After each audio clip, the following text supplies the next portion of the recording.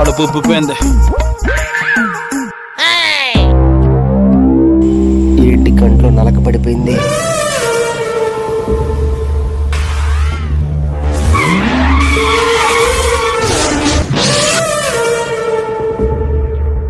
అమ్మో నా బండి, నా టీవీ. అరే బెదరు, నేను చూసుకోలేదు, కంట్లో నలక పడింది.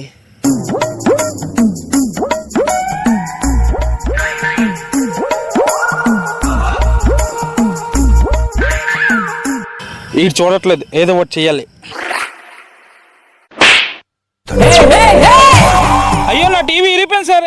ఇప్పుడే కొనుక్కొని తెచ్చాను. ఇంట్లో వాళ్ళకి ఏం సమాధానం చెప్పాలి? టీవీ ఇరిగిపోయిందా? ఇప్పుడు ఏంటి సార్ పరిస్థితి? ఇంట్లో వాళ్ళకి ఏం సమాధానం చెప్పాలి? అరే బాబు బాధపడకు, ఆ టీవీ డబ్బులు ఎంతో చెప్పి ఇచ్చేస్తాను. ఆపరిచినట్టుంది నాకా. Class back. గురు, టీవీ రిపేర్ అయిపోయిందా? కరెక్ట్గా వచ్చావమ్మా. టీవీ రూపాయి పనికిరాదు, తీసుకెళ్ళిపో. పూర్తిగా పోయిందన్నా. సరే డొక్కలో పెట్టి ఇచ్చి. ఆ TV cost 25,000 sir. Phone pay number చెప్పమ్మా, ఫోన్ పే చేస్తాను. కొత్త టీవీ తీసుకుంటా. సార్ ఇగో సార్, స్కానర్ చేసాను.